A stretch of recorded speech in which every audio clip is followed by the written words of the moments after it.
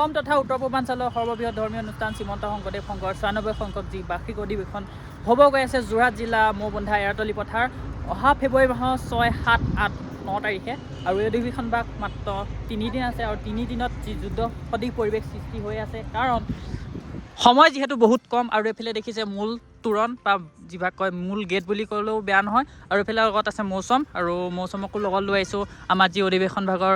যি কাম কাজসমূহ আপোনালোকক দেখুৱাম ভিডিঅ' মাধ্যমে আপোনালোকে চাওক এফালৰ পৰা আৰু আপোনাক এইফালে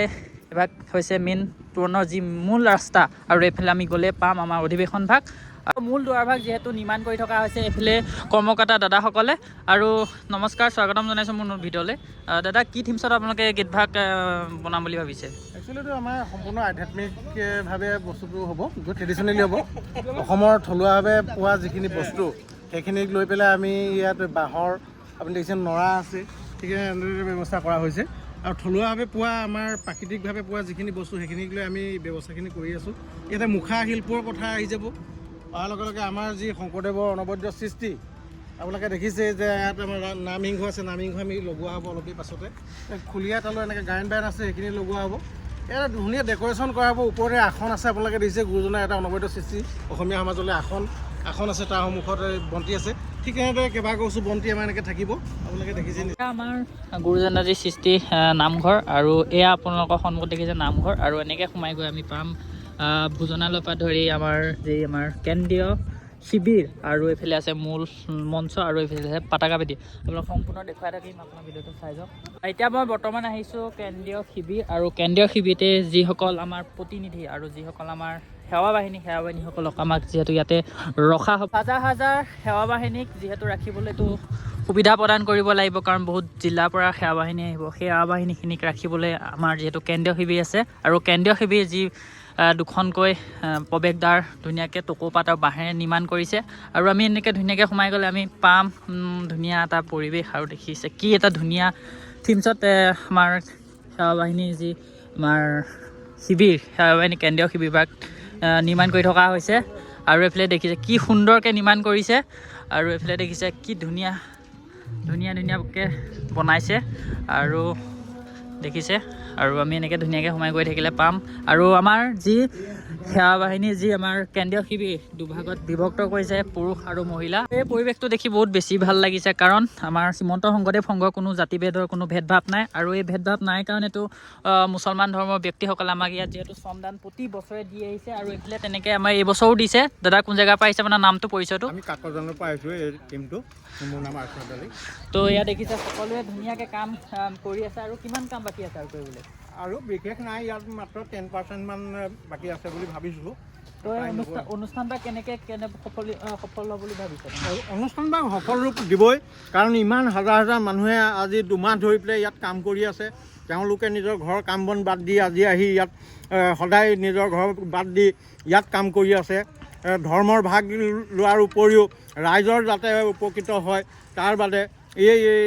এই অনুষ্ঠান ভাগ সাফল্যমণ্ডিত কৰাৰ বাবে প্ৰত্যেক জড়িত হৈছে আৰু দাদা আপুনি কোন জেগাৰ পৰা আহিছে কাকজ মনগাঁৱৰ পৰা আহিছোঁ তো অনুভৱ কেনেকুৱা আপোনাৰ এই অনুষ্ঠান ভাগৰ জড়িত হৈ আপোনাৰ কেনেকৈ বহুত ভাল লাগিছে এনেকুৱা অনুষ্ঠানত গৈ প্ৰতিটো আমি যেতিয়ানো য'তেই হওক যিমান পাৰোঁ যিমান চেষ্টা কৰোঁ কাম কৰিবৰ কাৰণে ৰাইজৰ হয় হিন্দু মুছলমান বুলি নাই নহয় শ্ৰীমন্ত শংকৰদেৱ সংঘই কেতিয়াও জাতি বৰ্ণ কোনো ভেদভাৱ নাৰাখে এয়া কোনো ভেলাঘৰ নহয় এয়া হৈছে ভক্তপ্ৰাণ ৰাইজসকলক ৰাখিবলৈ যি শিবিৰ নিৰ্মাণ কৰিছে আঞ্চলিক শাখাসমূহৰ ব্যক্তিসকলে আৰু কি সুন্দৰকৈ শিবিৰসমূহ নিৰ্মাণ কৰিছে আপোনাক দেখাইছোঁ আৰু দেখিছে যিমান যাব সিমান আপোনালোকে শিবিৰ দেখা পাই থাকিব ইয়াত দেখিব কি সুন্দৰ এটা শিবিৰ নিৰ্মাণ কৰিছে এইভাগ শিবিৰ নিৰ্মাণ কৰিছে নকছাৰী শাখা শাখাই নিৰ্মাণ কৰিছে দেখিছে আপোনালোকে ইমান দূৰ যে অকল শিবিৰে পাব আহক কোনো ভেলাঘৰ নহয় এয়া হৈছে শংকৰ সংঘৰ যি বাৰ্ষিক অধিৱেশনৰ যি শিবিৰসমূহ আৰু শিবিৰসমূহ অতি সুন্দৰকৈ নিৰ্মাণ কৰিছে আঞ্চলিক শাখা সকলো ব্যক্তি মহিলাৰ পৰা ধৰি পুৰুষৰ পৰা ধৰি সকলোখিনিয়ে কষ্টৰে যি শিবিৰসমূহ নিৰ্মাণ কৰিছে আৰু শিবিৰসমূহ আপোনালোকক দেখুৱাবলৈ আহিছোঁ যিমান দূৰ যাব দেখিব অকল শিবিৰ কাৰণ এই শিবিৰসমূহতে থাকিব ভক্তপ্ৰাণ ৰাইজসকল আৰু যিমান দূৰৰ পৰা ভকত আহিব সেই ভকতসমূহ থাকিবলৈ যিহেতু শিবিৰ এটা প্ৰয়োজন হ'ব আৰু সেই শিবিৰসমূহতে আমাৰ থাকিব প্ৰতিখন জিলাৰ পৰা অহা ভকত বৃন্দসকল আৰু কি সুন্দৰ এটা পৰিৱেশ সৃষ্টি কৰি তুলিছে আমাৰ আঞ্চলিক শাখা যিসকল ব্যক্তিসকলে কি সুন্দৰ সুন্দৰ আমাৰ শিবিৰ নিৰ্মাণ কৰিছে। তো এইফালে আমাৰ লগত মৌচুমে ক'ব কেনেকুৱা পাইছে আমাৰ লগত আহি। তো মানে এনেকুৱা এটা অনুষ্ঠান ইয়াত মানে আয়োজন কৰিছে সকলো অসমবাসীৰ ৰাইজ আৰু ভক্তপ্ৰাণ ৰাইজসকলে। তো বহুতেই বেছি ভাল লাগিছে, যিহেতু সকলো ধৰণৰ আপোনাৰ কাম ইয়াত চলি আছে, সকলো ধৰণৰ কৰ্মকৰ্তা মুছলমানেই হওক, আপোনাৰ হিন্দুৱে হওক, আপোনাৰ বঙালীয়ে, কোনো জাতি জনগোষ্ঠী বুলি নহয়, সকলো ধৰণৰ ৰাইজে কাম কৰি আছে। যিহেতু আমাৰ অসমখন সোণৰ অসম বুলি এইটো কাৰণে কয়, সকলোৰে আপোনাৰ মিলা প্ৰীতিৰে এনেধৰণে কামবিলাক কৰি আছে, ভাল লাগিছে। তো এনেধৰণে গোটেই শিবিৰবিলাক বনাই থৈছে, দেখা পাইছে। তো আপোনালোকে শিবিৰলৈ আহিলেই এনেকুৱা শিবিৰ দেখা পাব, অকল শিবিৰ লাহেকৈ সোঁহাতে আপোনালোকে শিবিৰৰ কাষতে পাব ভোজনালয় আৰু তাৰ কাষতে পাব ৰান্ধনীশাল। আৰু ৰান্ধনীশাললৈ যাম, যিহেতু ৰান্ধনীশাললৈ যোৱাৰ আগতে দেখুৱাইছোঁ আপোনালোকক ভোজনালয়ৰ যি পৰিৱেশ, মানে কি সুবিধা কৰি দিছে ভক্তপ্ৰাণ ৰাইজসকলক অন্ন গ্ৰহণ কৰিবলৈ। 15,000 ভকত বৈষ্ণৱে একেলগে বহি অন্ন গ্ৰহণ কৰিব পাৰিব, লগতে সুবিধা কৰি দিছে খোৱা পানী ব্যৱস্থা। ইয়াৰ কাষতে ধুনীয়াকৈ খোৱা পানী ব্যৱস্থা কৰি দিছে। এনেদৰে শিবিৰৰ কাষতে লাগি আছে ৰন্ধনশাল, আৰু ৰন্ধনশালত এনেদৰে 200তকৈ অধিক চৌকা যিহেতু খন্দা হৈছে। ইয়াতে একেলগে 15,000 ভকতে বহি যিহেতু ইয়াত অন্ন গ্ৰহণ কৰিব পাৰিব, আৰু লগতে সেই অন্ন গ্ৰহণ কৰি ইয়াত হাত মুখ ধোৱা সুবিধা কৰি দিছে। 100তকৈ অধিক টেপ ব্যৱস্থা কৰিছে, লগতে খোৱা পানীও ধুনীয়া সুবিধা কৰি দিছে। আৰু দেখিছে কি ধুনীয়া সুবিধা কৰিছে, সকলোৱে যাতে অসুবিধা নাপাওক। আৰু মৌচুম চিষ্টেমবিলাক মানে বহুতে বেছি ভাল লাগিছে। আৰু যিহেতু অসমৰ চবতকৈ যিমান অনুষ্ঠান পাতিছে আজিলৈকে, তো এইটোৱে সৰ্ববৃহৎ অনুষ্ঠান হ'বলৈ গৈ আছে বুলি জানো। তো আমাৰ শ্ৰীমন্ত শংকৰদেৱ সংঘৰ যিহেতু অধিৱেশন এনেদৰেই প্ৰতি বছৰ এনেদৰে হৈ থাকে, কোনো অসুবিধা কাৰো যাতে নহওক, সকলো ভক্তপ্ৰাণ ৰাইজ সকলো আহি এই আমাৰ অধিৱেশন ভাগ উপভোগ কৰে। আৰু এনেদৰে আপোনালোকে আহি এইদৰে